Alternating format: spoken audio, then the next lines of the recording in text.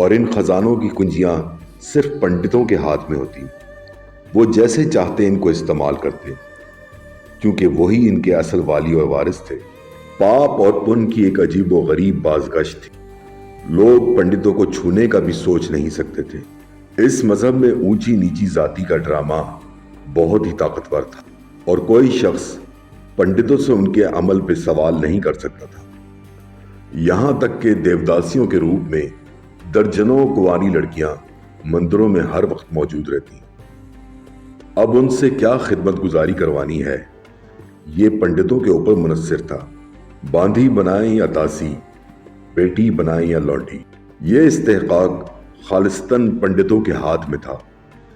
کسی کا مرگ ہو یا جنم، پھلوں اور مٹھائیوں سے لبریز ٹوکرے مندروں میں پیش کیے جاتے تھے۔